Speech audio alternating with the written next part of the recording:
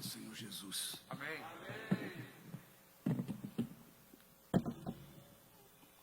Estou muito feliz por estar aqui nesta manhã.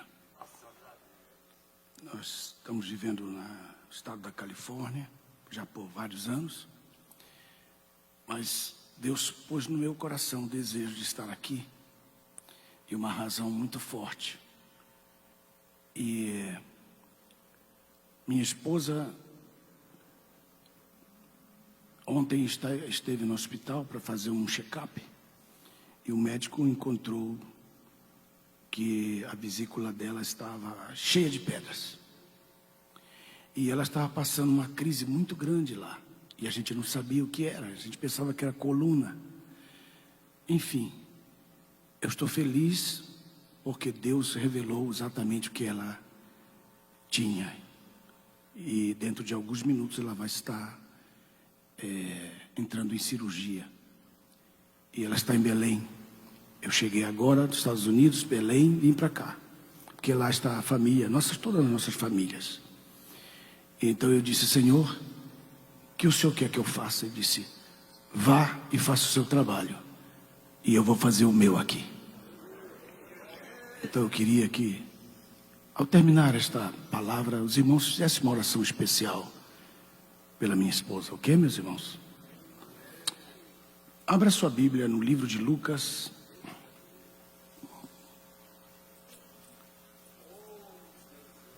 Capítulo 8.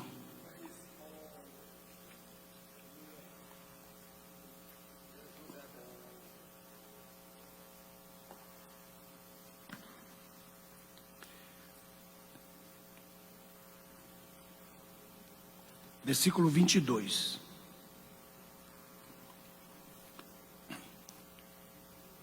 Quantos já o têm, podem dizer amém. 8:22. E aconteceu que em um daqueles dias entrou num barco com seus discípulos e disse-lhes: passemos à outra margem do lago. E partiram. E ao navegarem, adormeceu. E veio sobre eles uma grande tormenta de vento no lago, de maneira que o barco ia afundando e estava em perigo. E chegando-se a ele, despertaram-no dizendo: Mestre, mestre, perecemos. E ele despertou-se e repreendeu o vento e a fúria das águas e cessaram.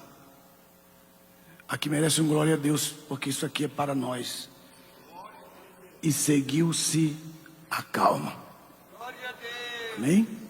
Isso aqui merece um louvor ao Senhor, porque é o que nós queremos na nossa vida. Tomem assento, mantenha a sua Bíblia aberta. Se você tem uma caneta para anotar alguma palavra que Deus tocar no seu coração.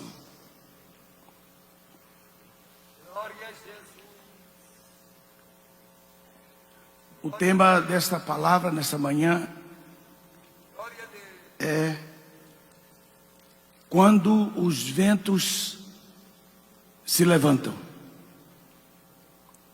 Quando os ventos se levantam.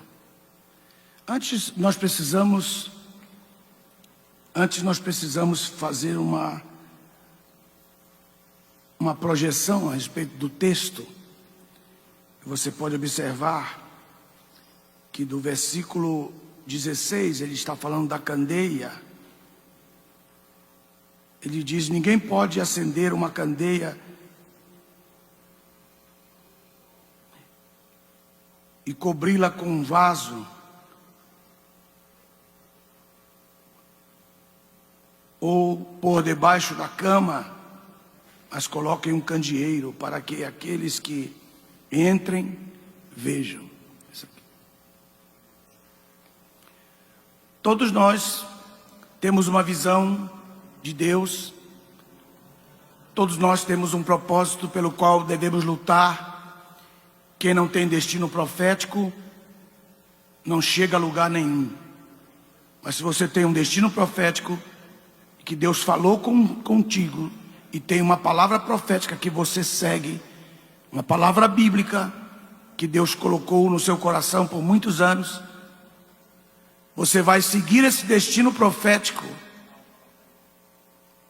e Deus vai realizar aquilo que Ele prometeu.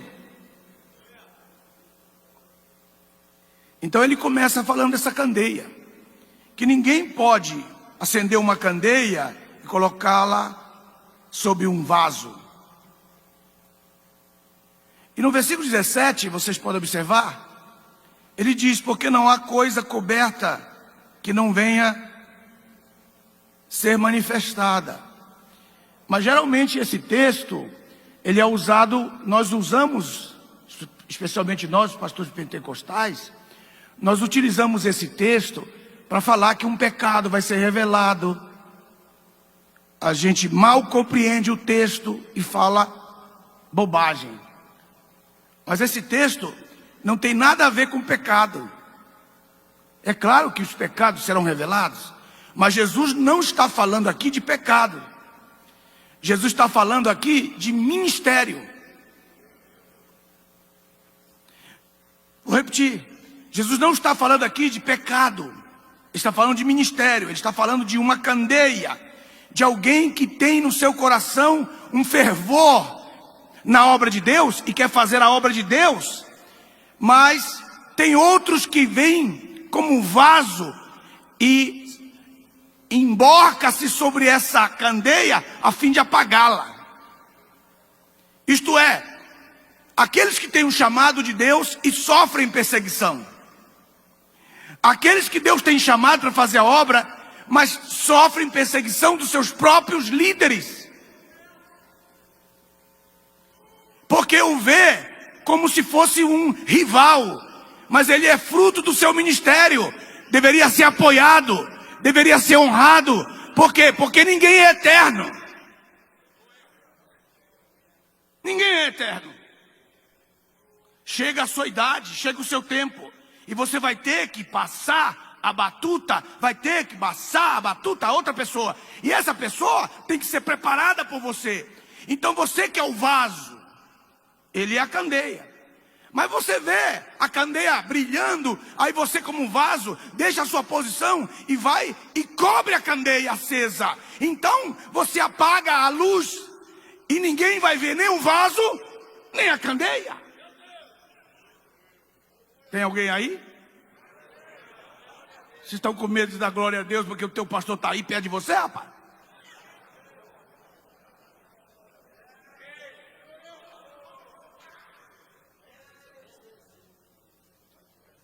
Quando Deus tem um chamado sobre a vida de uma pessoa, não importa onde ela vai começar, o que importa é onde Deus vai terminar com ela. Esse é o princípio. A história de cada um de nós aqui é diversa, é uma história diversificada, mas se nós prestarmos bem atenção, não importa o começo, importa como Deus está terminando e finalizando a obra da nossa vida. Aí você diz assim: mas isso tem a ver o quê com os ventos? É porque ele está dando um sinal. Ministros, pastores, está dando um sinal que do outro lado, veja só no versículo 22 agora. E aconteceu, em um daqueles dias, entrou num barco com seus discípulos e disse-lhes, acompanhe comigo o texto: passemos a outra margem do lago. Diga comigo, todos os obreiros que estão aqui, que têm voz, que são pregadores da palavra, profetas da palavra, repita comigo: passemos. Isso, bem bonito. Passemos ao outro lado. O que tinha do outro lado? O que havia que havia do outro lado? Nós vamos encontrar na história. A partir do verso 27, acompanhe comigo. A partir do verso 27 diz assim: e quando desceu a terra, isto é, desceu do barco, e quando desceu a terra, veio ao seu encontro certo homem daquela cidade que desde muito tempo estava possuído por demônios e diz o texto aqui, não vestia roupa alguma, nem habitava em casa, mas nos sepulcros. Aleluia. Já pegaram? Quem tem a mente de Cristo já pegou o que eu quero dizer. Aleluia. Então dá glória a Deus se você já pegou aqui. Qual é o mistério que eu estou mostrando? Do outro lado havia um urro de um endemoniado. Do outro lado havia um urro, um grito de quem pedia ajuda. Endemoniado, 6.000 demônios estava sobre ele, ou eles, porque eram dois. Um tinha ido para a cidade quando Jesus chegou. Isso só está revelado no outro texto, mas não é disso que eu quero falar. O que eu quero falar é que do outro lado do nosso conforto, do outro lado da nossa paz, alguém grita. Estão aí, irmãos? Vocês entendem essa passagem? Vocês entendem linguagem espiritual? Do outro lado tem alguém gritando. E nenhum dos discípulos tinha ouvido aquele urro. Só Jesus tinha ouvido aquele urro. E então Jesus disse: eu primeiro estou contando uma história que ninguém pode ficar escondido quando há um propósito de Deus para a sua vida.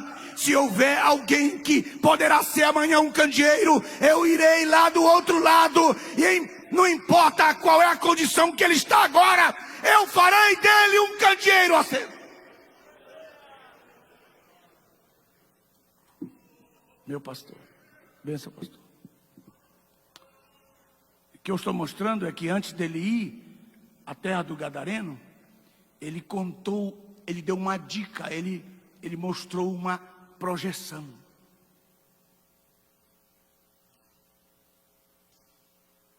Dentro do seu coração, você sabe isso, que quando você lidera uma congregação, lidera um povo, muitas vezes você é o único que tem a visão.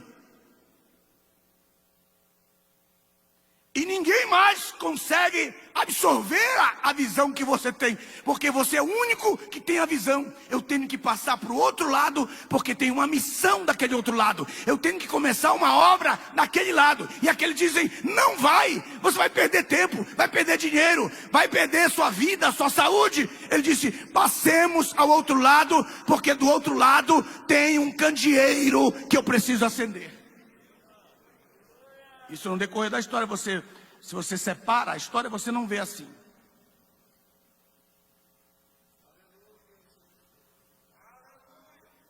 Quem era cada um de nós antes de Jesus nos encontrar? Ou você nunca pôs o dedo no meio da sua Bíblia e foi para a igreja esperando que o pastor te desse uma oportunidade? Que você sabia que poderia pregar uma palavra, mas ele te sentou lá por 10 anos e nunca te deu a palavra.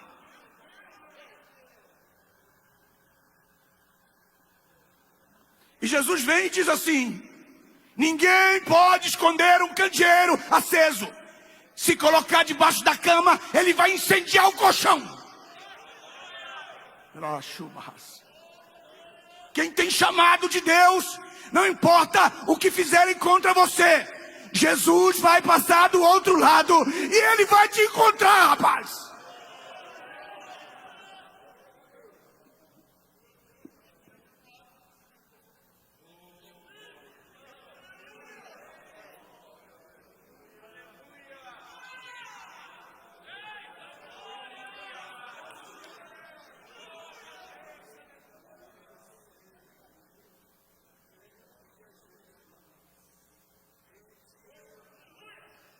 Eles mandam você lá para aquelas congregações mais longínquas, porque eles não querem que você esteja ali com eles, porque você para eles é uma ameaça.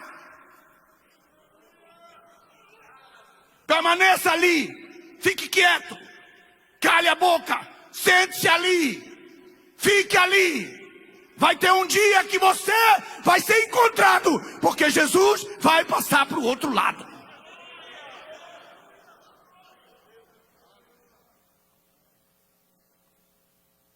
Quando Jesus disse, passemos a outra margem do lago, ele estava se referindo à missão, ao propósito que ele tinha no coração. Quantos de vocês aqui ouvem urros espirituais, de pedidos de socorro, e vocês por si mesmos não podem fazer, porque lhes falta capacidade, lhes falta habilidade, lhes falta oportunidade, lhes falta preparo?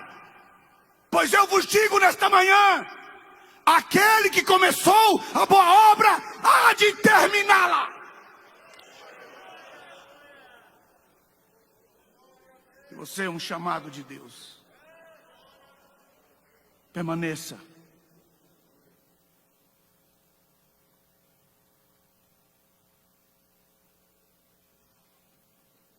Eu fui criado em Belém do Pará, no ministério.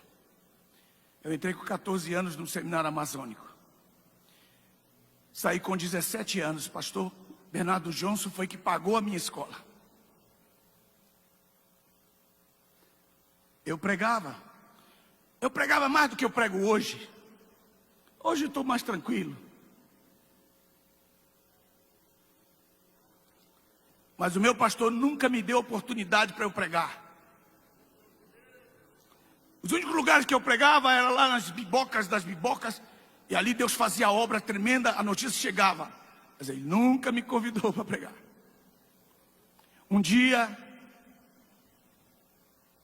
do outro lado do lago, eu me tornei diretor de uma escola bíblica, de um seminário, de um Bible College nos Estados Unidos.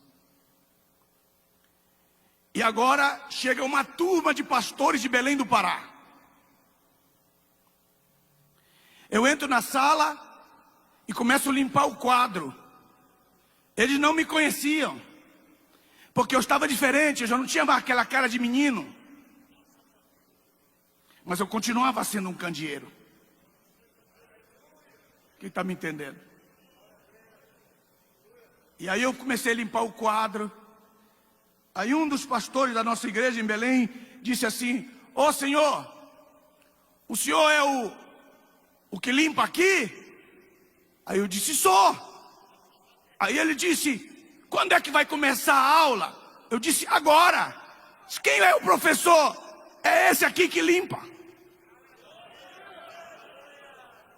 Todos estavam sentados, e no meio deles estava o meu pastor. Mas também ele não lembrava de mim. Tinha uma visão leve assim. Comecei a dar a aula, ministrar. Eu era o professor agora. Eu estou lhe contando isso para que você aprenda a vencer os seus desafios. Eu estou lhe dizendo isso para que você aprenda a vencer os obstáculos que Deus colocará na sua vida. Porque mesmo Deus colocará obstáculos no seu caminho ministerial para que você possa provar primeiro para você mesmo que você vai chegar aonde você disse que vai chegar.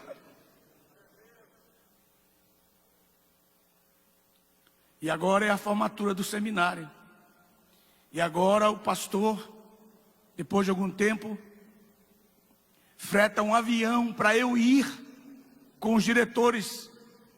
E agora eu chego na minha cidade de Belém do Pará num avião fretado.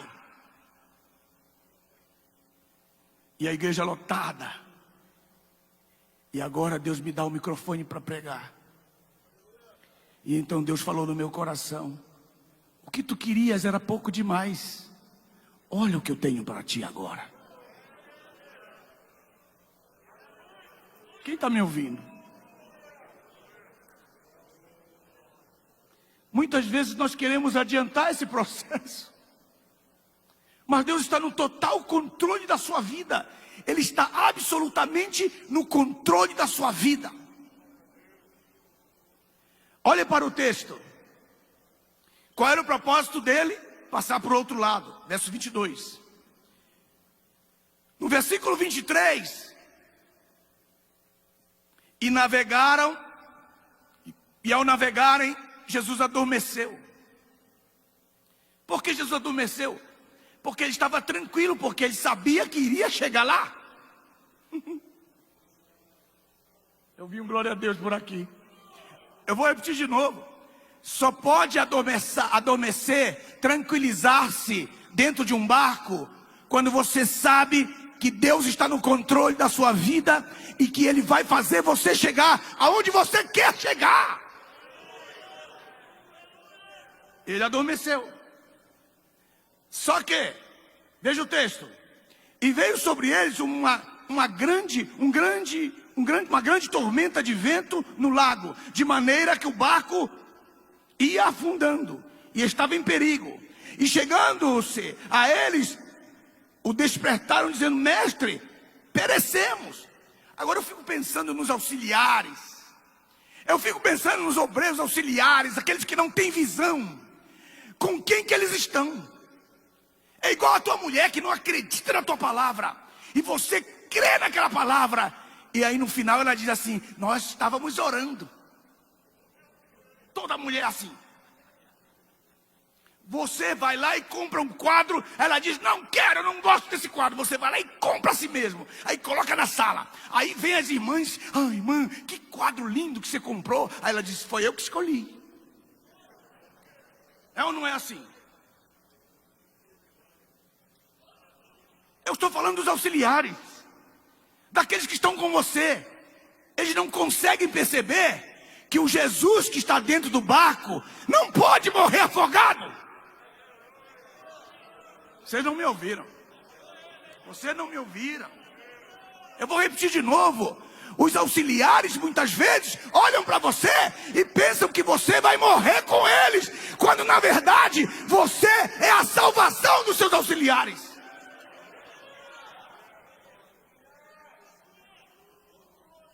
Meu Deus.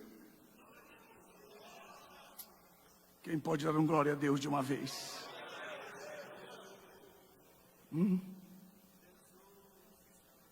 Diz o texto: e ele despertou-se e repreendeu o vento. É aqui que eu queria.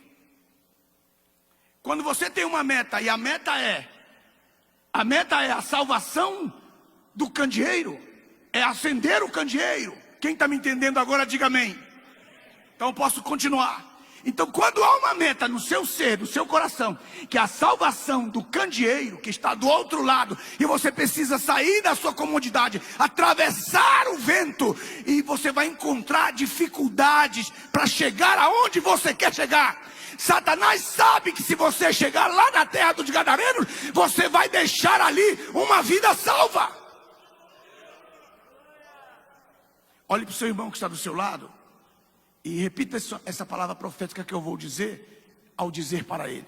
Olhe para ele, não olhe para mim. Diga: meu irmão. Diga com autoridade. Diga: meu irmão.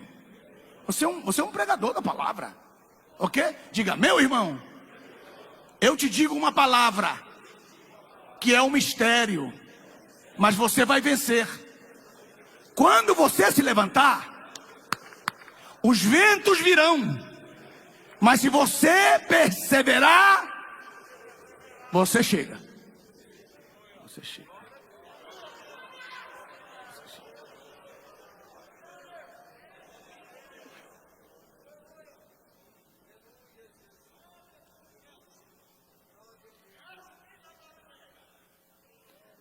Ventos. Você vai acender um candeeiro que está do outro lado. Ventos se levantarão. Mas você precisa conhecer quem são esses ventos. Abra a Bíblia em Apocalipse, capítulo 7. 7. Versículo 1. Diz assim: depois disso, vi 4 anjos em pé,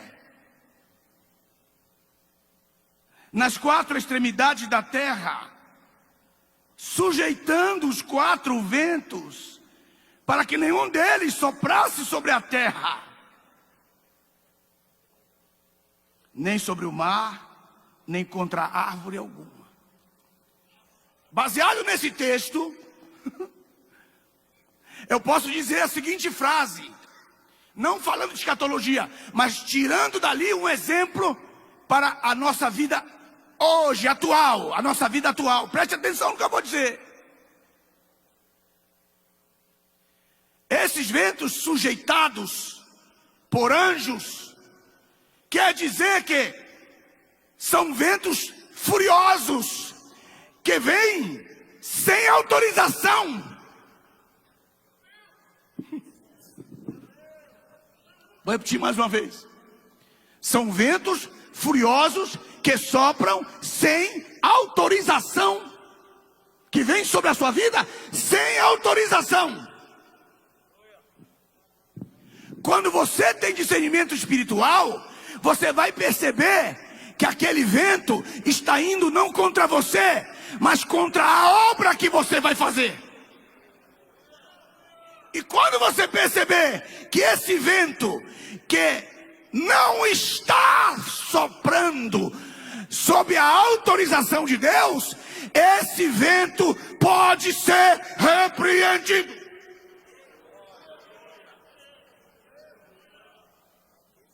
Agora você pode imaginar, voltando para o texto, há outros ventos. Veja em Zacarias. Zacarias, capítulo 6. Diz o texto, versículo 1. Novamente levantei os meus olhos e vi, e eis que 4 carros saíam dentre as montanhas. Isso são do mundo espiritual, da parte de Deus.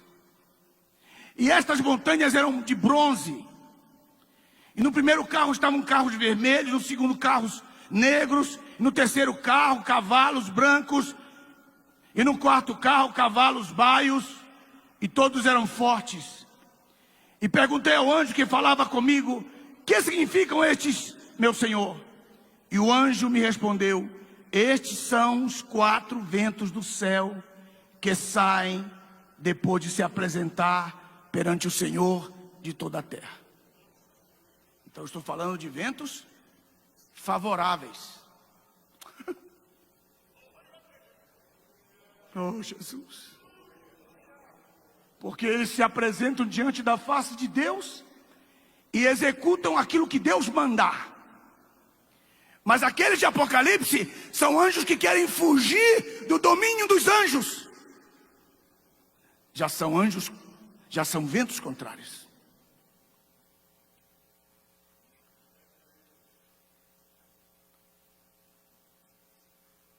Vendo o livro de Jonas, capítulo 1, um pouquinho mais atrás, algumas páginas, você vai encontrar que quando Jonas desobedeceu a Deus, se você pode observar, que ele desceu e ficou no porão e lá e dormiu. E diz a Bíblia, aí está no texto,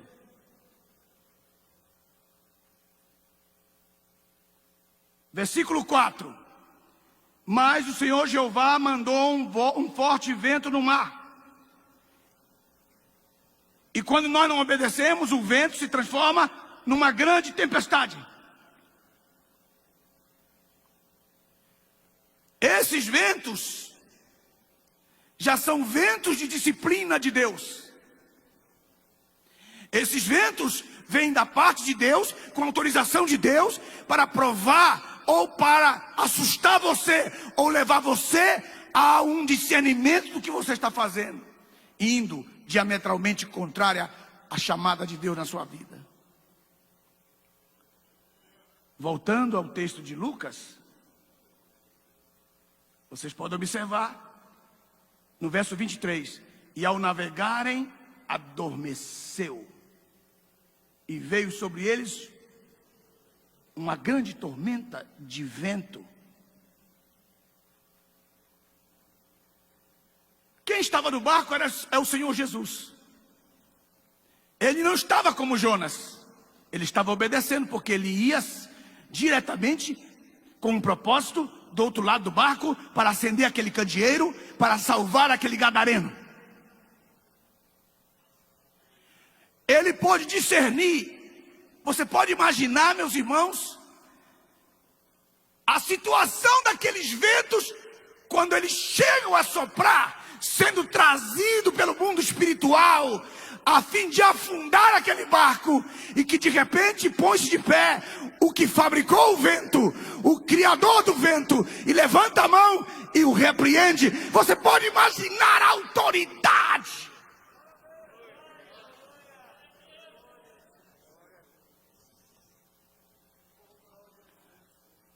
Como discernir os ventos? Em primeiro lugar, os ventos podem sair da parte de Deus. 2, segundo li em Apocalipse, agora para vocês, os ventos também são furiosos ataques do inimigo contra a sua vida. Do outro lado do Antigo Testamento, chegando em Atos dos Apóstolos, capítulo 27, nós vemos a história de Paulo.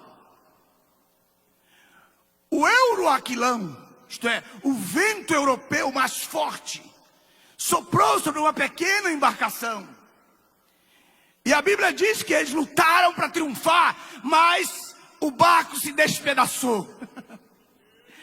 Porque o propósito de Deus era levar Paulo a uma pequena ilha chamada Malta e ganhar as vidas daquelas pessoas para o Senhor Jesus. Quando o Senhor Jesus está dentro daquele barco, era um impedimento espiritual. O vento para Jonas era um empurrão para que ele pudesse ir para o lugar certo. Mas o mesmo vento para Paulo era um empurrão para que ele cumprisse o propósito de Deus do outro lado. Meus irmãos, nós temos que manter uma comunhão tão profunda com Deus, a fim de que a gente possa não cair nas ciladas dos nossos discípulos, não cair nas ciladas daqueles que querem impedir que nós cheguemos ao propósito que Deus tem colocado na nossa vida. Porque Deus vai levantar o vice-presidente, Deus vai levantar a secretária, Deus vai levantar o tesoureiro, Deus vai levantar alguém da diretoria para dizer: pastor, por que o senhor vai fazer isso? Mas no seu coração você tem um desejo muito grande que eles não conseguem perceber, que é chegar do outro lado para acender um candeeiro. Isso só você pode ter. Porque os ventos virão e os seus auxiliares dirão: estamos morrendo, estamos no vermelho, estamos perecendo. Mas assim diz o Senhor nesta manhã sobre a tua vida. Se tu creres, se tu perseverares nessa visão, Ele vai completar essa obra que Deus colocou no seu coração. Talvez você tenha vindo aqui essa manhã para considerar isso, porque os que estão ao teu redor estão dizendo: estamos perecendo. Mas você tem um propósito. Do outro lado há uma necessidade extraordinária. E a necessidade do outro lado, verso 27, diz o verso 26 assim: e navegaram para o país dos Gadarenos, que está defronte da Galileia, isto é, defronte dele. E quando desceu a terra, veio ao seu encontro certo homem daquela cidade, que desde muito tempo estava, 1, possuído por demônios, 2, não vestia roupa alguma, 3, habitava em sepulcros. E quando Jesus salva esse homem, eu queria que vocês vissem desse prisma. Quando ele salva este homem, ele vem correndo para Jesus e diz: Jesus, deixa eu ser um dos teus discípulos, deixa eu te seguir. Aí Jesus disse: não, fica aqui, eu vim te acender.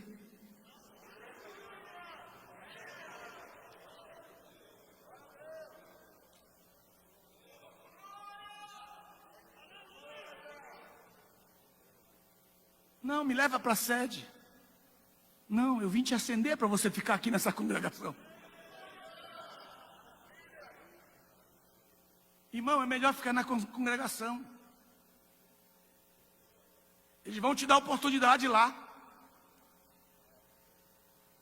Na congregação só vem os convidados. Não tem nada para você lá. Vai para Gadara. Lá tem muito demônio para você libertar. E quando não te derem oportunidade, vai lá para a Praça da Sé, põe um quadro lá e ensina a palavra. Eu já fiz isso muitas vezes.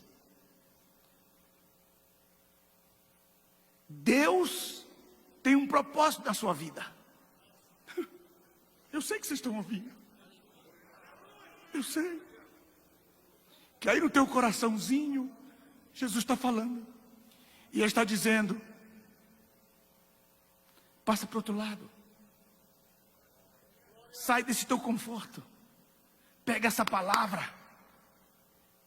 Vai para o outro lado, tem um gadareno. Veja só, quem foi encontrar Jesus? Não foram os donos dos porcos, os empresários. Não foram os biólogos, nem os químicos de Gadara. Quem foi encontrar Jesus? O candeeiro. Um candeeiro apagado, sendo maltratado. Um candeeiro sendo solapado por demônios. E aqueles demônios disseram uma coisa que eu queria que vocês prestassem atenção agora. Aqueles demônios disseram: que temos nós contigo? Que quer dizer, o que eu tenho que te pertence? É muito atrevimento Satanás perguntar isso para Jesus. O que nós temos que te pertence? Este rapaz aí é meu.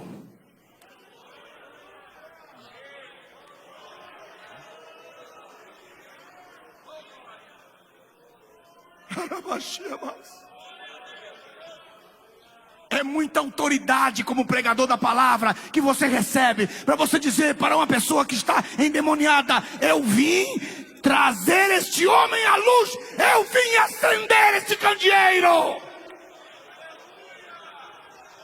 Meu Deus, meu Deus. O que fazia esse homem que chamou a atenção de Jesus? Pastor Ezequias, meu amigo, o que chamou a atenção desse homem, pastor Isaac, que chamou a atenção de Jesus? Digam para mim todos, digam o que foi. Ah, diga de verdade. Que foi? É que Jesus percebeu que ele saía gritando nas altas montanhas. No outro dia assim que ele gritava, a madrugada ele gritava, ah! E gritava. Jesus do outro lado dizia: rapaz, esse camarada, se eu salvo esse camarada, ele vai ser um tremendo pregador. Ele vai pregar sem microfone, olha a voz dele.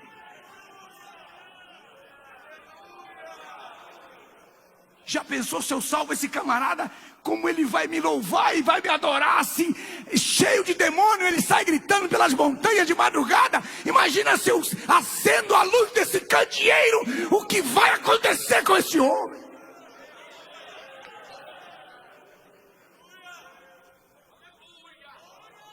É a visão, é a visão, estou falando a visão. É, aleluia. É a visão. Alguém olhou para você e te deu valor. Alguém olhou para você e disse: esse cara é bom, eu quero lutar pela vida dele. Quem pode levantar as duas mãos para o céu e dizer: esse aí sou eu?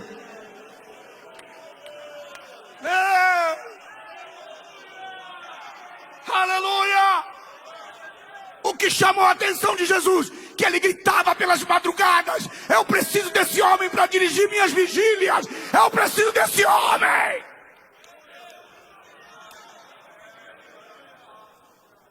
Porque o homem que não se envergonha no mundo, estando sendo usado por Satanás, Deus está de olho nele. O que você fazia nas trevas vai ser superior. O que você vai ser inferior ao que você vai fazer na luz. E aqui, nesse texto, que mais chamou a atenção de Jesus.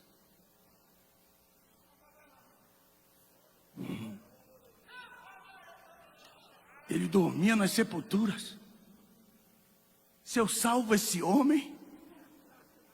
vocês não estão entendendo. Esse cara não tem medo de dormir na sepultura. Se eu salvo esse homem, o que ele não fará? Eu estou contando a tua história. Jesus mudou a tua vida. Você era no passado usado por Satanás, mas Jesus veio e te encheu do Espírito, e agora você sabe e conhece o mundo das trevas. O diabo tem medo de você, porque ele sabe o que você é capaz de fazer.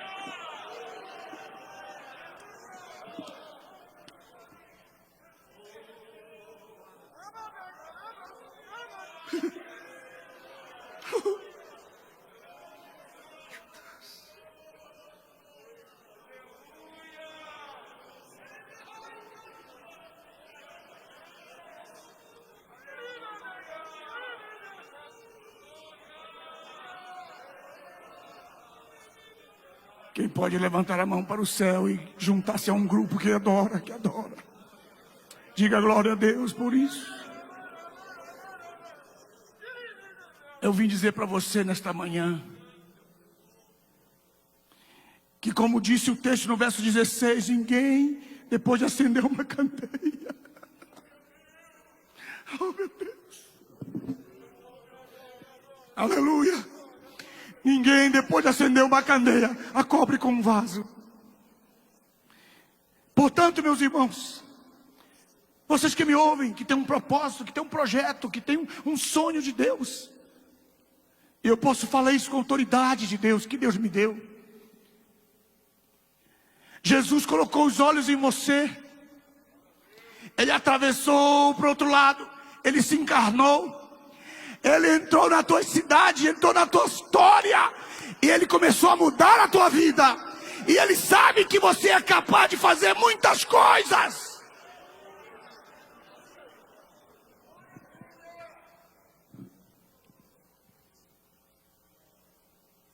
E essa visão, uma visão diferente.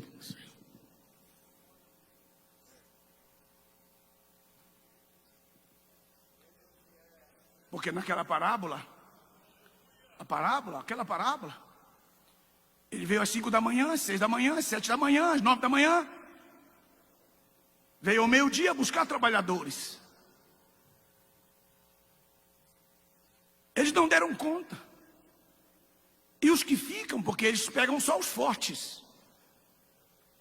Às 5 da manhã, os mais fortes. Às 9, os menos fortes, mas que têm saúde. Ficam só os faquis. Ficam os que não são. Ficam os vasos da misericórdia. Meu Deus. Sabe o que é o vaso da misericórdia, irmão?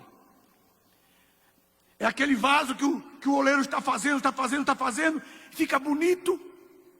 Aí ele vai colocar ali no forno, quebra uma asa. Aí ele diz: puxa, ficou tão bonito, mas está sem a asa. Mas ficou bom. Aí ele pega aquele vaso e coloca assim debaixo da mesa. E lá debaixo da mesa ele vai colocando serrote, ele põe chave de fenda, ele põe fita métrica. Ele torna aquele vaso que está com uma orelha quebrada. Ele tem piedade dele, não quer quebrá-lo. Ele deixa ali. Aí, quando todos os vasos vão embora, e chega alguém, de repente, diz assim: rapaz, você não tem um vaso? Ele diz: eu não tenho, rapaz, que acabou tudo. Eu só tenho aqui um vaso. Só ele que entendeu.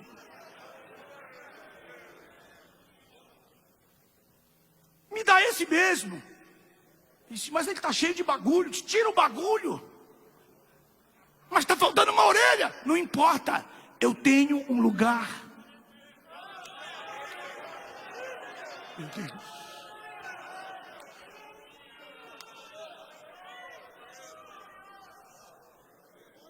Falta uma orelha. E ele disse: é tu mesmo. É você mesmo que eu estou chamando.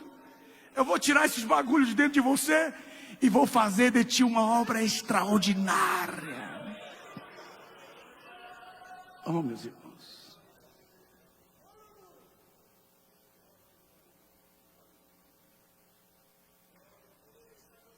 que tenho eu contigo. Jesus diz: tu tens o meu candeeiro, tu tens o meu adorador, tu tens o meu evangelista, tu tens o meu obreiro. Me dá para cá o que é meu, porque eu atravessei esse lago, eu venci os ventos, eu repreendi as águas. Vocês são frutos dessa graça.